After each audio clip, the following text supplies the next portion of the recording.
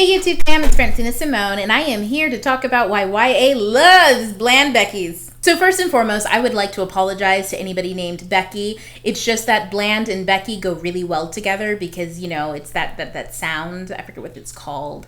I have a degree in English, but you'd never know it. Also, sorry but not sorry, because I'm a bit of a dick. I've got like 4 reasons why I think we have so many like bland characters in YA, especially YA fantasy. There's been a lot lately, and it's been a reason why it was so hard for me to read fantasy books in like 2012, 2017. I said 12. 2016, 17, 18, I was having a hard time with fantasy, y'all. And it's because every time I pick it up, I'd be like, damn, this bitch ain't got no personality. And I think for reason number 1, it's because voicey characters are so difficult to write. Voicey characters, I think a lot of seasoned writers have an easier time at it because they have a better understanding of storycraft. They can then focus on the storytelling aspect of it. And if you guys have been following me for a while, you might know this, but if you're not and you're new, hey, I believe that there's 2 different types of writing that's involved. There's storycraft and then there's storytelling. And I personally subscribe to the idea that storytelling is more important than craft. I think that craft is something you can learn and something that you can get better at and constantly work on. But storytelling is like what makes a story great, right? So for me, that's like the most important thing that you have to really start learning from as early as possible. Like you cannot know where to put a fucking comma all fucking day. But if you don't know how to tell a story, I mean like, So I think more seasoned writers, because voice tends to fall in that storytelling aspect because you've got this person telling the story, whether it's third person, first person, a narrator, what have you, they're telling the story and they're telling it in their own way through their own voice, how they see the world and how they connect with it. And if you're really focused on the craft of writing, structure and all that shit, you tend to get lost in that and you forget about the character's voice because you're just trying to make the story, you know, like work.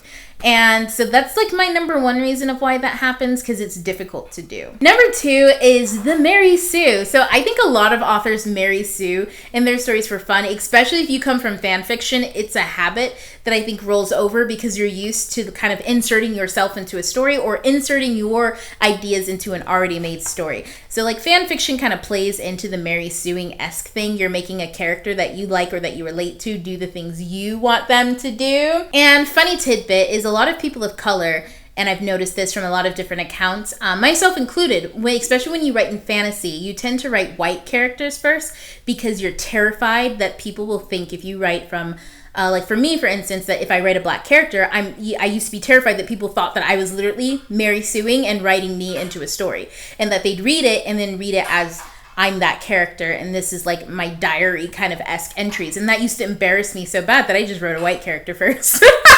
And that stems from the idea also that it's almost inconceivable, especially pre-big diversity talks. It was inconceivable to think of a black girl in a fantasy world because they just weren't really there. And so that was so abnormal that it felt like people would really focus in and be like, oh, so you wrote yourself in a book, huh? And that is just too embarrassing to kind of like work through and deal with. And it takes time. So if you're a young writer, especially if you're a teen and you write white and you're not white, don't worry, you are not the only one, honey. Like just keep going, keep writing. That goes away. And people, especially now, because you're born in a good time. It's a good time to be alive, honey. I know crazy shit is happening, but if you're creative, it's a good time to be alive. We thrive in the hive. It just rhymed. I don't really know what that means. However, you know, have no fear and just be fearless. Do whatever you want.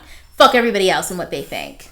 But that's a tangent. Let's back to the Mary Sue. So I think because of the Mary Suing aspect, people tend to insert themselves into the story. And when you insert yourself into the story, you're kind of like in real life, if you're a decent average person, you don't want people to think bad shit about you, right? You don't want to go around causing people to think that you're an asshole. So you try to do everything possible to put out this front that you were a good, honest, you know, person. And we do that with the characters when we Mary Sue. They tend to have flaws like, I'm clumsy. I think I'm not pretty. Like, that's a fucking flaw. Like, it's not a flaw. It's just not.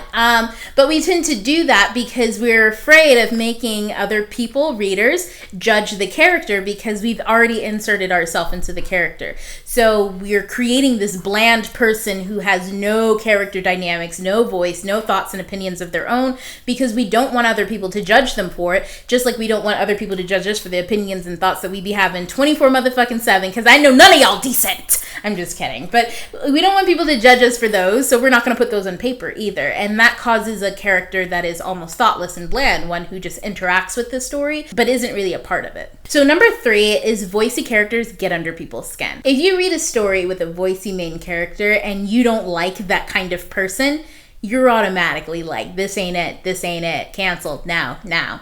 Also, voicey characters tend to be heavily flawed because they're people who have their own opinions, so they do problematic shit all the time because they're real fucking people. And oftentimes, because especially now during cancel culture, we're like, oh, that's so terrible. They're not supposed to do and say these horrible things. Like, this isn't okay, and we're teaching kids that this is okay. And it's like, nah, chill, sis, chill. That's not what we're saying here. What we're saying is that this person is a person and people are problematic, and hopefully they learn and progress throughout the story. So generally those types of characters are hard to swallow for a lot of people off the bat, or they get a lot of low ratings on Goodreads because they're individuals and they rub people wrong. So, people are kind of weary to kind of read those books. So we see them a lot less, or a lot of people talk about them a lot less. Unless they really do vibe with that character, then usually people rave about it. And the last reason, number 4, is when I think we can all kind of like vibe on, and that's escapism is fun. Sometimes you like to insert yourself into a character and go on that joyride. Like, how many of us was inserting ourselves in Bella Swan back in the Twilight days? Like, yes, Edward, yes. Like, we weren't reading that to be like, let me think critically about the choices Bella Swan is making. Nah, we was reading that trash.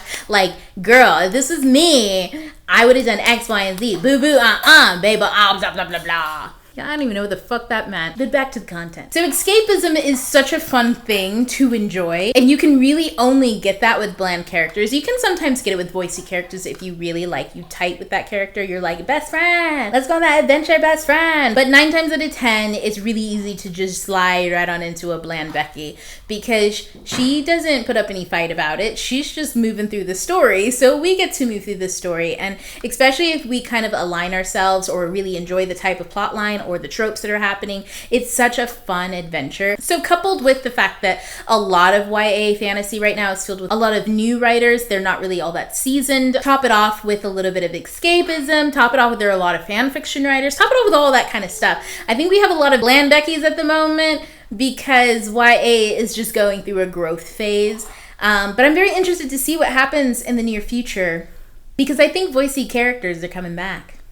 So guys, that is all I have for today. Let me know down below whether you prefer a characters that is a little bit more easy to slide into, or if you prefer voicey characters, and what is your favorite story of a voicey character, because I wants to know. Don't forget to hit that like and subscribe button. I upload on Tuesdays at 2 and Saturdays at 10, and guys, I will see you then. TTYL, ta-ta for now. Bye!